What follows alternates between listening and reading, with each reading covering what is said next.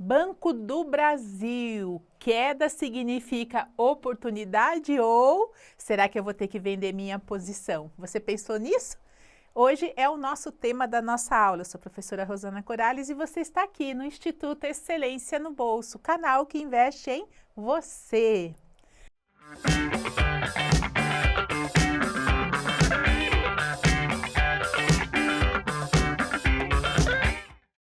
Tá chegando aqui de paraquedas? É aquela hora maravilhosa de se inscrever no canal e ativar o sino das notificações. Bom, depois deixa o seu like se serviu esse material que nós estamos trazendo exclusivo para vocês no canal. Bom, sexta-feira teve um boom na bolsa com o assunto da queda do Banco do Brasil. Esse é um dos bancos que mais tem pagado dividendos para os seus acionistas. Então, quando veio a público, o que está acontecendo, né? Diante dessa queda. A primeira coisa, o investidor se assusta. E aí, na hora do susto, é que a gente vê quem é o investidor resiliente. Então, vamos lá. O que é importante? Então, o que aconteceu? O vice-presidente, o CFO do Banco do Brasil, ele se pronunciou na sexta-feira, na última sexta-feira, numa teleconferência para os analistas e investidores, aonde ele falou que o banco vai manter em 2025 um payhoje de 40%. Essa declaração foi dada em resposta a uns questionamentos sobre política de dividendos após a instituição reportar uma alta de inadimplência, queda no lucro e aumento das provisões. Aqui, fazendo um pequeno lembrete antes da gente desenvolver essa aula, a gente sempre traz para vocês conceitos que o investidor tem que ter diante dos investimentos, da economia, da sua carteira, do seu portfólio, e que isso sirva como análise e não como recomendação de compra. Então, já vou explicar aqui. Então, quem ficar até o final vai entender o porquê que nós estamos trazendo um material diferente, que nós sempre falamos para os nossos alunos. Então, por exemplo, você investe em renda variável, nós estamos falando de Banco do Brasil, renda variável. E muito investidor, como eu disse no início, vê ele como aquela vaquinha leiteira, que sempre está pagando bons dividendos, aumentando os dividendos. Então, quando na sexta-feira o CEO falou isso, que teve um aumento na inadimplência, teve a queda no lucro do trimestre e o aumento nas provisões como, né, consequência, aí o que significa para o investidor? Vou receber menos dividendos. E geralmente o investidor não gosta de ouvir isso, né? Então, isso é o que aconteceu. E aí, uma das coisas que nós explicamos, esse aqui foi o resultado, né, na sexta-feira de 25,81. Então, essa queda aqui foi a reação do mercado. E isso é uma das coisas que nós temos falado ultimamente, que quando acontece grandes mudanças, grandes expectativas de economia, o mercado, que são os investidores, acabam se deixando levar pela emoção. E aqui está o fato, foi uma reação do mercado emocional. Aconteceu isso, não sei exatamente o que está acontecendo, mas vou vender posição. E saiu do comprado. Então, continuando, aí pergunta, né? Dividendo em risco, Banco do Brasil, né? Vê o lucro cair 20,7%. Olha só o lucro que caiu, né? E o CFO comenta a estratégia do banco. E aí a gente traz para você uma coisa que todo investidor deveria fazer, que é entrar dentro do RI, né, daquela empresa, daquele banco que você tiver em carteira e ver os relatórios. Então, a cada trimestre vem os relatórios e foi justamente por causa desse relatório que nós vamos trazer aqui uma das partes importantes, né? Então, esse é o relatório. Ah, Rosana, como é que faz? Então, você vai colocar lá no Google, né, RI, Banco do Brasil, aí vai aparecer lá o site e você vai buscar lá relatório trimestral, clicar no PDF e abaixar ele. Aí eu fiz uns recortes para a gente poder condensar essa aula. Então, isso é o trabalho e estudo do investidor, tá bom? Então, o que chama atenção nesse relatório? Uma das primeiras coisas, se você acompanha o canal, deveria saber. Cada empresa, quando faz o relatório, faz a cada trimestre. Então, ele compara o ano anterior, do primeiro trimestre, com o primeiro trimestre do ano atual. Então, isso vale para todos.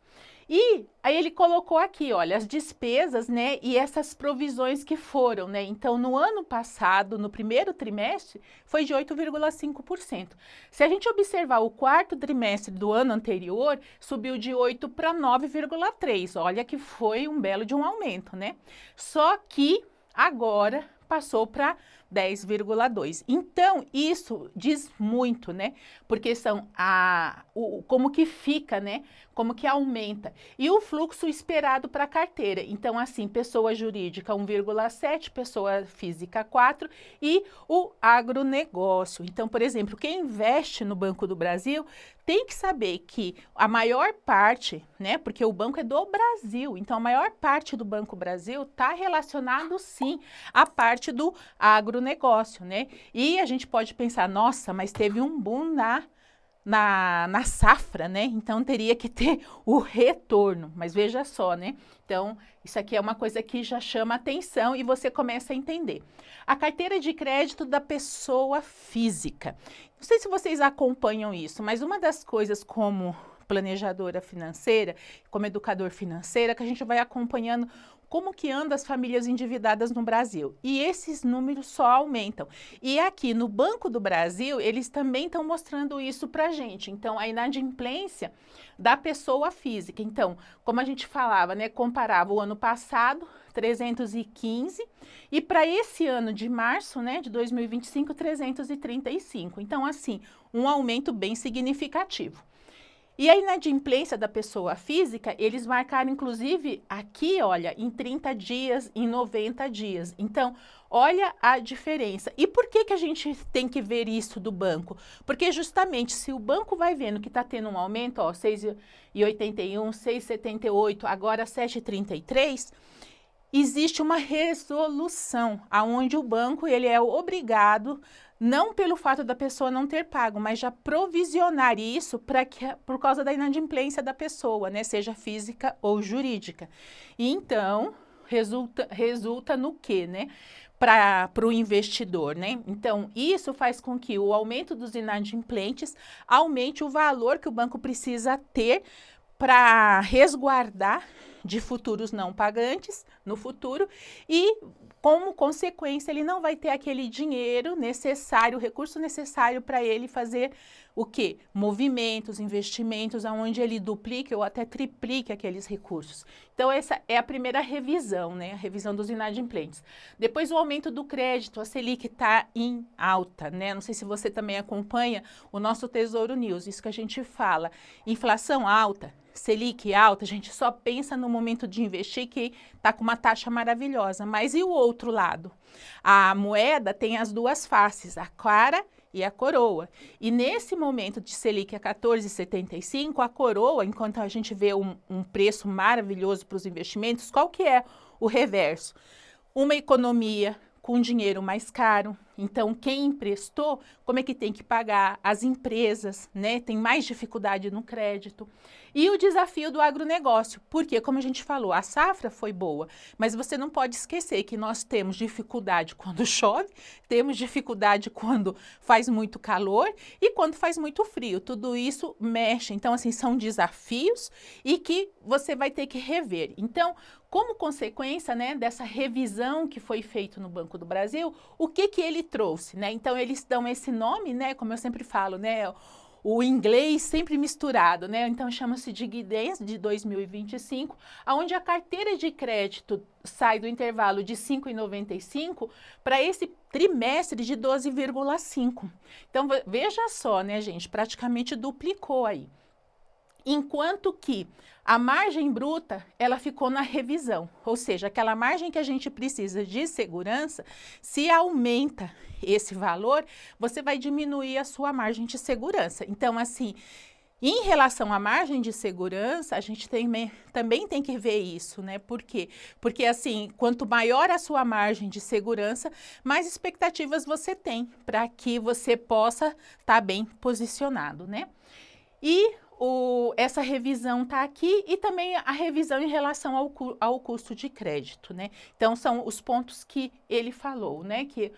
E aí, como que a gente deve agir? Então, o que que fica para o investidor como lição? Né, que essa é a ideia principal do canal, sempre trazer pontos fortes para que vocês possam tomar as melhores decisões diante de cenários que sempre vão ter, né? Sempre vai aparecer algum. Então, a primeira lição, sempre ver os fundamentos, né? Então, assim, mudou a política quando eu comecei a investir no Banco do Brasil, continua igual o que eu estudei? Porque uma das coisas que eu já falei aqui é o seguinte, você não deve investir só porque eu falo ou porque um outro influencer ou um outro assessor de investimento te falou. Você vai ouvir, você vai ponderar, você vai adequar ao seu objetivo e depois disso você vai analisar diante do que você está vendo, tá bom? E aí sim você vai tomar a decisão e falar, agora eu vou lá comprar. Porque apertar botão, comprar ali no home broker, isso é o de menos. O mais importante é o antes. Então, fundamento, né? Ver como que está o PVP, ver qual que é o lucro que ela tem tido nos últimos 5 e 10 anos, né? Quais são os projetos de crescimento, se ela é muito alavancada, se ela tem muita dívida, tudo isso. Objetivo, em renda variável, sempre para médio e longo prazo. Eu vou falar para você que essa é a nossa filosofia. A gente trabalha, eu faço isso na minha carteira e dos clientes, que é sempre para médio e longo prazo. Por quê? Existe o day trade, existe você ganhar dinheiro em 3, 6 meses, existe. Mas esse não é a função nossa. Por quê? Porque para nós, o médio e longo prazo é o que serve para a grande maioria. Porque você não vai ter tempo para estudar uma análise técnica e um fundamento, é muito mais fácil de você entender aquilo. E, por fim, o peso na carteira. Aí chega o momento, ter posição, sabendo dos riscos envolvidos. Então, por exemplo, Banco do Brasil. Tem muita gente, quando eu iniciei, que falava assim, não, estatal não dá para investir. Mas o Banco do Brasil, recorrentemente, eu não mostrei isso, né? Devia ter mostrado. O lucro dela nos últimos trimestres é bárbaro. Ela pagou um dos maiores dividendos da Bolsa também. E ela está na minha carteira de aposentada para quê? Justamente para receber mais dividendos.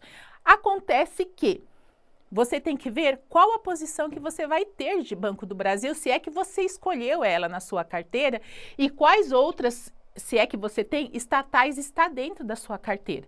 Porque qual que é o grande problema de ter uma estatal na carteira? É o que a gente fala, né? Tá atrelado a uma política, quando muda, né, o governante, então muda-se a política, então fica uma coisa com risco. Então, quando eu falava aqui sobre ver fundamentos, esqueci de falar sobre risco, ou seja, todo ativo tem um risco. Qual é o risco que tem Banco do Brasil? Ela é uma empresa metade estatal. Então, ela vai ser influenciada, sim, às vezes, por algumas decisões que venha da política, né? Ou do político que estiver ali no momento, tá bom? Então, o peso, eu acho que é o mais importante. O que é isso, Rosana? Então, por exemplo, você tem, vamos supor lá, R$1.000 investido em Banco do Brasil. Mas R$1.000 diante de todo o seu portfólio é só 1%. Se der ruim nessa carteira, vai ser em relação aos outros ativos de renda variável que você tenha, que seja 2, 5, é diferente de quem tiver renda variável 3 ativos e tiver o maior deles em Banco do Brasil. Aí está fazendo a coisa errada. Então, na hora de diversificar, você também tem que saber posicionar quais o melhor peso da sua carteira.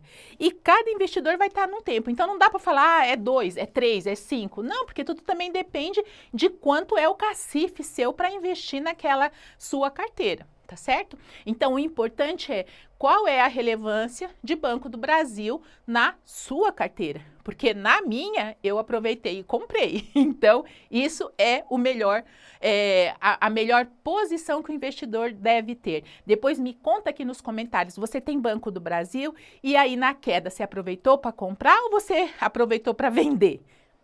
Até a próxima. Valeu!